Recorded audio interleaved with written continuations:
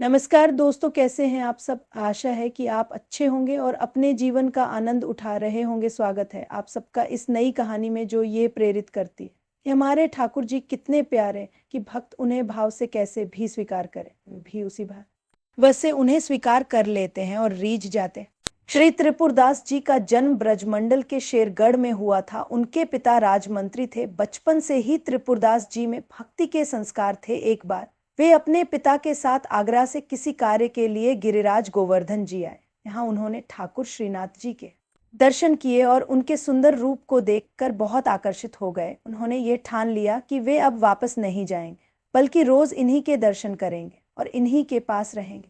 उनके पिता ने वहां अपने किसी परिचित से कहा कि ये बालक हठ कर रहे हैं, तो वे उसे कुछ दिनों के लिए अपन पास ही रख ले। अपने पुत्र को वही छोड़कर वापस लौटने के लिए निकल पड़े। रास्ते में कुछ शत्रु दल के सैनिकों ने उन्हें घेर लिया और उन्हें मार डाला। भक्तों के जीवन में विपत्तियां प्रायः प्रारंभ से ही आती। जब त्रिपुरदास जी ने सुना कि उनके पिता को शत्रु दल ने मार डाला है, तो उन्होंने श्रीनाथ जी की ओर देखा और कहा, अब आप ही मेरे पिता, मित्र और मेरा सब कुछ हो। उनके हृदय में गहरा आनंद हुआ कि उनका नाम मात्र का पिता अंतर्ध्यान हो गया, लेकिन उनका अपने वास्तविक पिता, जो अनंत जन्मों से उनका साथ देने वाला है, से संबंध बन गया।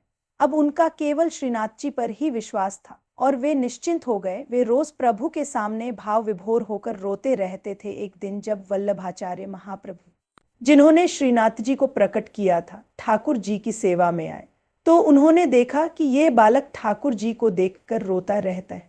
वल्लभाचार्य जी ने अपने अनुयायियों से पूछा और उन्हें बताया गया कि वो एक राजमंत्री का पुत्र है, जिसके पिता यात्रा के दौरान मारे गए और वो श्रीनाथ जी में बहुत आसक्त है। त्रिपुरदास जी ने श्री वल्लभाचार्य जी को साष्टांग दंडवत किया और कहा, प्रभु, मैं एक अनाथ बालक हूँ और मेरे नाथ केवल श्रीनाथ जी ही हैं। मुझे स्वीकार कर लीजिए। वल्लभाचार्य जी बहुत प्रसन्न हुए और उन्होंने त्रिपुरदास जी को दीक्षा दे दी। वे कुछ दिन तक त्रिपुरदास जी को अपने पास रखते हुए उन्हें सेवा, ध्यान और भक्तिमय जीवन जीने की शिक्षा देते रहे। फिर उन्होंने उन्हें वापस जाने का आदेश दिया, साथ ही आशीर्वाद दिया कि वे श्रीनाथ जी की सेवा और चिंतन करते हुए जीवन व्यतीत करें। गुरु आज्ञा का पालन करते हुए वे वापस अपने पिता की नगरी में चले गए। श्री त्रिपुरदास जी जब कुछ बड़े हुए, तो राजा ने उनके पिता का पद उन्हें सौंप दिया और वे राजमंत्री बन गए। श्री त्रिपुरदास जी जानते थे कि धन की वास्तविक सार्थकता यही है कि उसका उपयोग संतों की सेवा में किया जाए।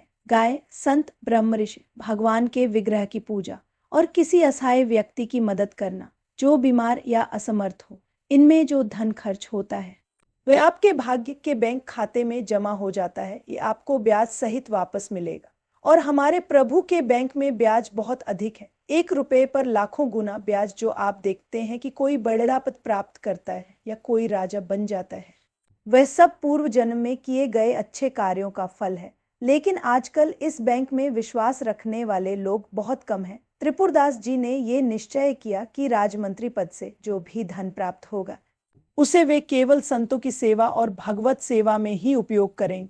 उन्होंने ये नियम लिया कि हर वर्ष सर्दियों में श्रीनाथ जी के लिए रत्नों और हीरों से सुसज्जित एक पोशाक बनवाकर भेजेंगे। त्रिपुरदास जी के घर रोज संतों की सेवा होती। रोज संत आते और प्रसाद प्राप्त करते। श्रीनाथ जी भी बहुत खुश होकर वह पोशाक धारण करते। श्री विट्ठलनाथ जी, श्री वल्लभाचार्य जी के पुत्र, ये देखकर आश्चर्यचकित थे कि जब वे ठाकुर जी को कोई अन्य वस्त्र पहनाते तो प्रभु उसे स्वीकार कर लेते, लेकिन जब त्रिपुरदास जी द्वारा दी गई पोशाक पहनाई जाती तो ठाकुर जी विशेष प्रसन्न हो जाते। ये दर्शाता है कि भक्त द्वारा प्रेम से दी गई वस्तु को भगवान अत्यधिक भाव से स्वीकार करते हैं। श्री त्रिपुरदास जी से द्वेष करने वालों ने राजा से शिकायत को कि वे राजमंत्री होने का फायदा उठाकर राजधन का दुरुपयोग करते हैं। उनका आरोप था कि त्रिपुरदास जी राजधन से साधु संतों को खिलाते पिलाते हैं और राज जाने से धन चुराते हैं। राजा की बुद्धि प्रभावित हुई और उसने आदेश दिया कि त्रिपुरदास जी की सारी संपत्ति जब्त कर ली जाए।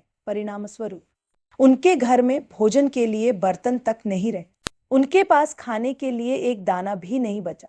अब वे अत्यधिक गरीबी और कष्ट में अपना जीवन यापन करने लगे। अब सर्दी की ऋतु आई और श्री त्रिपुरदास जी ने हर साल की तरह श्रीनाथ जी के लिए पोशाक भेजने का प्रण लिया था। वे ये जानते थे कि जब तक उनका जीवन है, वे ठाकर जी की सेवा में कोई कमी नहीं छोड़े, लेकिन अब उनके पास कुछ भी नहीं था। उन्हें यह देखकर गहरी पीड़ा हुई कि वे कोई भी कष्ट सह सकते थे, लेकिन ठाकुर जी की सेवा के बिना उनका जीवन निरर्थक सा लगने लगा। वे बहुत दुखी हो गए और ठाकुर जी से विनय करने लगे, हे प्रभु, मैं सभी कष्ट सह सकता हूँ, लेकिन आपकी सेवा के बिना मैं नहीं जी सकता। इतने में उनकी नजर ऊपर रखी एक दवात पर पड़ी। वो दवात पीतल की थी और त्रिपुरदास जी को ये ख्याल आया कि शायद ये कुछ सिक्कों में बिक जाए। उन्होंने वो दवात उठाई और बाजार में बेचने के लिए गए, सोचते हुए कि अगर वो बिक गई तो उन्हें थोड़ी सी रकम मिल जाएगी और वे श्रीनाथ जी के लिए पोशाक भेजने का अपना नियम पूरा कर सकेंगे। त्रिपुरदास जी को उस दवात के बदले 1 रुपया मिला, जिसे लेकर वो एक कपड़े की दुकान में गए। वहां उन्होंने एक साधारण कपड़ा खरीदा।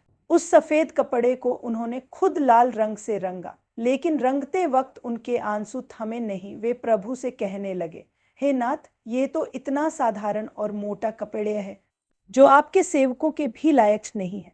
मैं इसे कैसे आपके चरणों में अर्पित करूं? उन्होंने वो कपड़ा रंगकर अपने पास रख लिया। उनका साहस नहीं हुआ कि वो कपड़ा श्रीनाथ जी को अर्पित करने जाए। एक दिन त्रिपुरदास जी ने श्रीनाथ जी के एक सेवक को देखा। उन्होंने सेवक को प्रणाम किया और उसे अपने घर ले आए। उनके घर में खाने पीने का कोई उचित प्रबंध नहीं था, फिर भी त्रिपुरदास जी ने बहुत संकोच के साथ वो लाल रंग का कपड़ा निकाला और हाथ जोड़कर कहा, मेरी यह प्रतिज्ञा थी कि मैं हर वर्ष श्रीनाथ जी को पोशाक भेजूंगा, लेकिन विधि का विधान ऐसा है कि वो मुमकिन नहीं हो सका। उन्होंने वो कपड़ा सेवक को सौंपते हुए कहा, कृपया इसे भंडारी को दे दीजिए। लेकिन गोसाइन जी विट्ठलनाथ जी को इस कपड़े या मेरी वर्तमान स्थिति बारे में कुछ न बताना भंडारी जैसा उचित समझे, वैसा इसका उपयोग करें। सेवक ने वो वस्त्र ले जाकर भंडारी को दिया और त्रिपुरदास जी की दीनहीन स्थिति के बारे में बताकर कहा कि इस सेवा का अपमान न किया जाए। भंडारी ने उस कपड़े का सम्मानपूर्वक उपयोग करते हुए उसे ठाकुर जी की अन्य पोशाकों को लपेटने के लिए अलमारी में रख लिया। सर्दी का समय था। एक दिन श्रीनाथ जी श्रृंगार के बाद अचानक कांपने लगे। जब श्री विट्ठलनाथ जी गुसाइन जी चरण सेवा में गए तो ठाकुर जी ने उनसे कहा, मुझे बहुत जोर की ठंड लग रही। विट्ठलनाथ जी ने तुरंत ठाकुर जी को महंगे गर्म वस्त्र पहनाए, लेकिन ठाकुर जी फिर भी बोले, बहुत ठंड लग रही है, बहुत ठंड लग रही है। इस पे श्री विट्ठलनाथ जी ने तुरंत अंगीठी जलाकर ठाकुर जी के पास रखी, लेकिन ठाकुर जी फिर भी कांपते हुए बोले, मुझे बहुत ठंडी लग रही है।